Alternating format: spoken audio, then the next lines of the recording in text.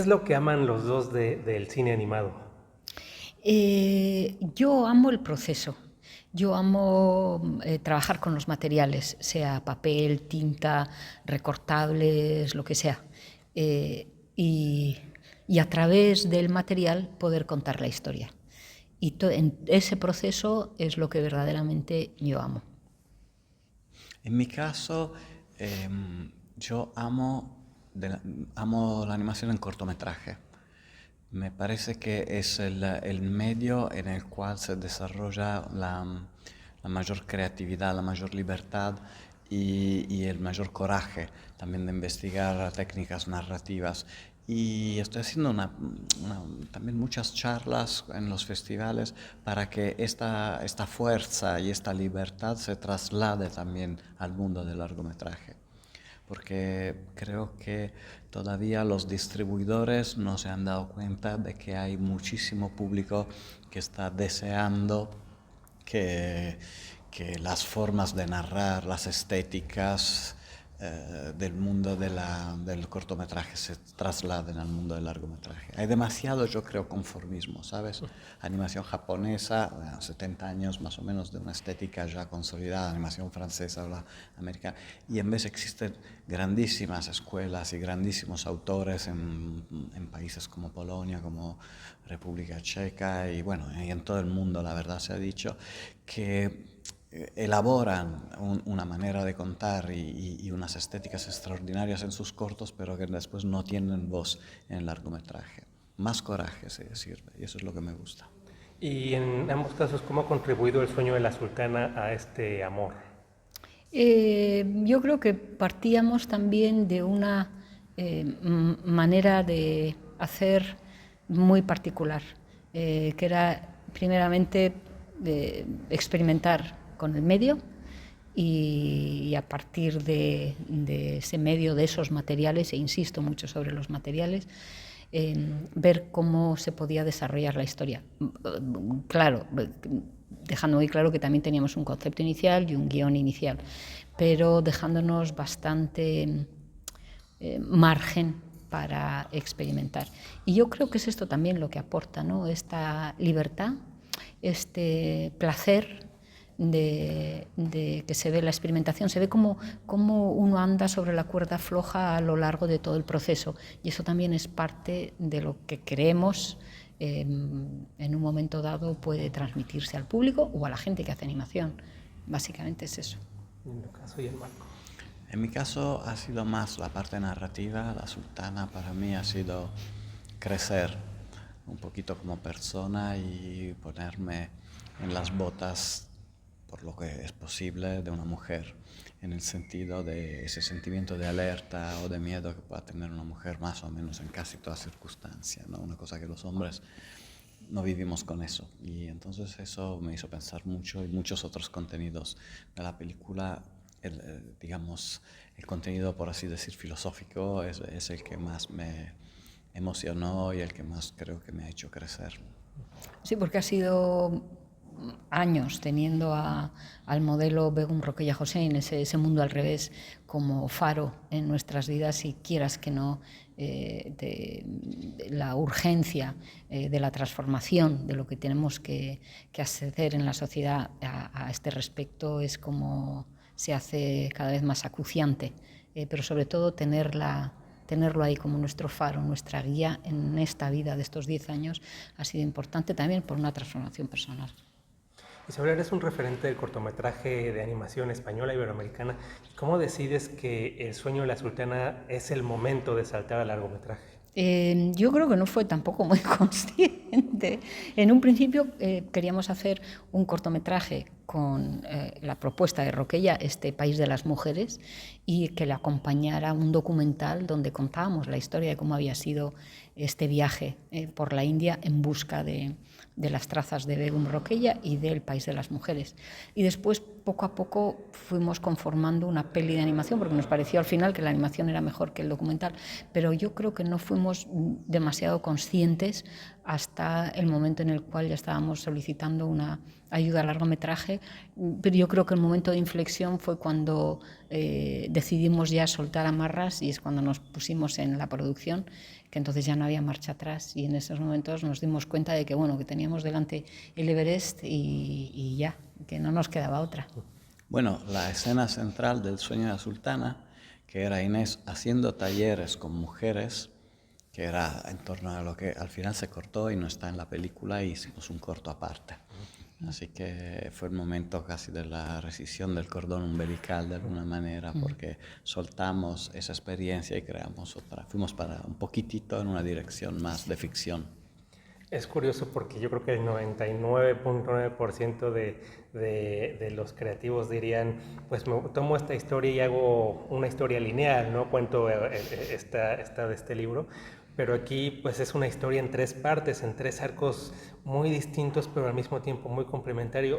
¿Habría podido existir el Sueño de la Sultana de otro modo o siempre debía ser así? A ver, por poder podía haber existido tanto, podíamos haber contado solo la vida de Roquella, eso podía ser un largo, solo el país de las mujeres, porque Begum Roquella Hossein, el Sueño de la Sultana, son muchas más partes y nosotros nos enfocamos justo en 2 páginas, ¿eh? De lo que son, y son como 15 páginas. Pero la peli que nosotros queríamos contar surgió también de una manera orgánica. Por un lado era el país de las mujeres, por otro lado era la búsqueda de Roquella y este viaje nuestro. Entonces, yo personalmente no sé hacer otro tipo de pelis, tampoco sé hacer una peli de grandes aventuras ni cosas de estas, así que también tenemos que potenciar nuestros propios límites, ¿eh? Y en lo que somos buenos o podemos disfrutar más y eliminar aquellas cosas en las que tampoco nos sentimos tan identificados. Y yo creo que surgió de una manera natural. Marc, ¿tú quieres decir algo aquí? Yo creo que el momento en el cual surgió la película, estábamos viviendo en la India y fue bastante natural, como dice Isabel. En la película se cuentan personajes y escenas que hacen parte un poquito de nuestra experiencia vital y por lo tanto floreció de alguna manera la película de una manera totalmente natural, en un momento. A veces decimos con Isa que quizás si lo hubiéramos hecho 10 años antes hubiéramos tenido un poquito más de energía como edad, pero al final esa calma que se respira en la película también tiene que ver con una cierta madurez de la edad, de alguna manera. De la confianza, que ya que vas a darle tantos años de tu vida a un proyecto, lo tienes que hacer de la manera que tú lo consideres que es la justa, la apropiada y con la que vas a disfrutar. Y también uno de los elementos más icónicos de esta película pues es que también está dividido en 3 técnicas, que eso es un reto adicional y además son técnicas que no son las más convencionales, digamos. ¿Cómo se decantan por ellas? Para mí las técnicas, o sea, volviendo otra vez a lo de la materialidad, es fundamental, porque a mí es un punto de motivación, el descubrir cómo cada materia, cada elemento, cada técnica se comporta de una manera diferente. Eso por un lado, para mí es un motivo de estímulo, ¿eh?, en una producción. Y por otro, porque pensamos que también era la manera más fácil de dividir la producción, lo cual nos facilitaba un poco tenernos que concentrar en una sola técnica 80 minutos. Lo dividíamos y al final nos quedamos con los 50 minutos o 52 minutos, que era la parte de 2D, que también es la más trabajosa y la más dura, ¿no? Pero que de alguna manera pensamos desde antes de comenzar que dividirlo en cortos era una manera de podernos engañar también a nosotros mismos y que nos pareciera que estábamos haciendo cortos y no un largo. Bueno, el Mehendi era la técnica natural para el país de las mujeres porque es una técnica muy femenina. De hecho, la idea era animar arriba del cuerpo de la mujer, pero con la pandemia no se pudo, así que se quedó en papel. Y el teatro de sombras porque era una forma de narración suponemos habitual antes del cine, de pueblo en pueblo, de ir a contar mitos y hacer espectáculos sobre los dioses, la religión o mitos, digamos, locales. Entonces eran 2 técnicas que de la época de Begum Roquella Hossein, el teatro de sombras nos parecía natural para contar su vida y al mismo tiempo con un estilo de música folclórica y con una narración con una letra que ha escrito Moshe Baumick, que es maravillosa. Y entonces nada, estas dos técnicas eran las que pensamos que fueran las más apropiadas. De hecho, somos grandes fans del teatro de sombras, tanto en cine que en la realidad. Es una película, pues lo que dice, ¿no? Que tiene elementos experimentales, artísticos, que no se ven a lo mejor en otros lugares, pero en Iberoamérica no son muy comunes. E invariablemente acaba representando un punto de inflexión en la animación iberoamericana. ¿Ustedes cómo lo ven como una película quizá histórica que pueda marcar un antes y un después en nuestras industrias? ¿Cómo? Yo veo que es una peli que puede estimular a mucha gente. No sé si marcará un antes y un después, pero sí que noto el estímulo. Y eso se ve mucho cuando la película se presenta en los festivales de animación, que la gente sale de ver la película, le puede haber gustado o no gustado, pero el hecho de haber utilizado distintas técnicas, eso sí que despierta las ganas de hacer a mucha gente muy diferente que entiende que la animación no tiene por qué ser solo dibujo, no tiene por qué ser solo 3D, sino que puede ser una mezcla de cosas. Y ese sentido de la libertad, yo creo que eso es muy contagioso y bueno.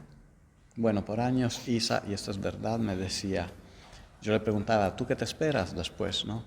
Y ella me contestaba, que sea de inspiración para alguien, que sirva para alguien, para desarrollar su propia libertad. Y de hecho, si tenemos un remordimiento es de no haber empujado hasta el máximo esa libertad, nosotros por miedo, por timidez, por inseguridad. Pero sí que la libertad es lo que más necesitamos en este momento en formas de narración en largometrajes. Lo que Claro, y es, por ejemplo, para mí referencias de estos últimos años han sido Anka Damian, han sido Florence Miaillet, por supuestísimos Bank Mayer, los hermanos Quay, Balscom Bashir, cada uno de ellos por un motivo diferente, ¿no? Pero sí han sido grandes fuentes de inspiración. Alberto Vázquez, ¿no? Por eso, por las distintas aproximaciones, por el coraje de hacerlo, por las distintas maneras de producción de cada uno de ellos. Y cada uno de ellos de una manera que no es al 100% industria, ¿vale? Ver modelos de producción diferentes. O como puede ser Blanca Guerre, México, con Historia de Todos, que para mí esa es un corto que me ha marcado, ¿no? Y también otra cosa que es muy curiosa es que uno piensa en el largometraje como algo finito, pero al mismo tiempo pues es una historia que se expande porque está Amar y está La Mujer Ilustrada, y además que es una historia tremendamente personal. Entonces, ¿qué representa El Sueño de la Sultana como un universo creciente también? El sueño sultán es como que es una suma de todas esas experiencias, ¿no? Es una suma de Amar, más La Mujer Ilustrada, más Bajo la Almohada, más todos los cortos que he hecho, de alguna manera llevarlos todos juntos, más un tiempo en la vida. Pero sí, no sé si El Sueño de la Sultana se acaba aquí y ahora hay que empezar otra cosa totalmente diferente, pero sí, era un reto, y al mismo tiempo en este reto entra todo el conocimiento que has acumulado en la vida de animación. Bueno, y de hecho, una cosa compartida entre Isa y yo para volver al tema de lo personal y de íntimo, es que hay un montón de pequeñas referencias que están ahí, que se pueden ver o no ver, los libros que lee Inés, están ahí sus pósters en su pieza, y hay un montón de citaciones cinematográficas. Está La ducha de Psycho de Hitchcock, está Eisenstein, Iván el Terrible, está Fellini, está El gatito de la Nuit Américaine de Truffaut, Está Antonioni. Está Antonioni, está los camareros pedantes de la Vía Láctea de Buñuel, está Uno y Mil Silencios, el capítulo que es un homenaje a Bergman, está El muro de la ciudad de Ledina, que está sacado de Milo Manara, de un cómic que dedicó a John Lennon, están los Beatles, están un montón de cosas que son parte, y muchos más, está de Inés vive en la Apu Guesthouse. Ah, sí, Satya Eritrea. Satya Eritrea, están pedazos de música, de sonidos que salen de otras películas. O sea, hay muchas referencias a nuestras vidas y a las cosas que nos gustan. Como que hay muchos episodios dentro de la peli que sí han sido vividos en realidad, como la visita a las viudas de Brindavan, el episodio con el rickshaw que se atropella a alguien, la mujer en el árbol, casi todo, por no decir todo, pero muchísimas cosas que han surgido de la vida real. Es muy curioso porque en la parte cinematográfica, digamos, en lo que es en la industria, siempre pensamos de una manera muy temporal de que empieza una temporada de premios, termina otra temporada de premios y casi como se dice terminar la vida de las películas, pero hablando específicamente de galardones después del Goya, que bueno, obviamente fue un año muy complejo ahí, de muy buena animación, pero llega como que una segunda oportunidad, se gana Annecy, se gana contra Champ y nominación a los European Film Awards. ¿Cómo viven, digamos, este segundo aire que está teniendo? Pues alucinados, es lo único que podemos decir, porque nunca nos podíamos imaginar que una peli de estas características, que vamos a decirlo, es una peli rara, pudiera ser reconocida a estos niveles como Annecy, que para nosotros esto sí que era una grandísima sorpresa, o ahora en los premios de cine europeo. Nos parece todo como un milagro. Bueno, sí, lo que dice Isa. Bueno, yo vivo en el campo, bastante aislado, y me llegan las noticias a veces con un par de semanas de atraso, pero... No, mentira. Bastante. Y no, sí, bastante inesperado, tengo que decir la verdad. Siempre me refiero a las catalogaciones que así basan. Hay películas que prometen una experiencia y si cumplen están bien hechas, si no cumplen tienen algún defecto, y hay películas que no prometen, ¿no? Ni del póster ni de la historia, y se llaman películas difíciles, y de alguna manera la nuestra era así. Pero inspirándonos en Antonioni, que decía hay cine que se hace para la audiencia, para el público, y cine que se hace por mil otras razones. Nosotros estamos en las otras razones, quizás no pensábamos que fuera acogida así con tanta generosidad por tanta gente. Y bueno, Isabel, ya sé que no te gusta hablar de futuros proyectos, pero ¿hay posibilidad de regresar a Largo? No lo sé, vamos a ver, porque como tampoco sabíamos en un principio qué es lo que íbamos a hacer con La Sultana, empiezas a tirar del ovillo y da para lo que da.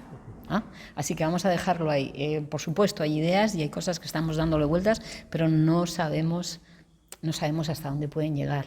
Así que danos unos meses y volvemos otra vez con el tema. Perfecto. Yo tengo la consigna de callar. Bien.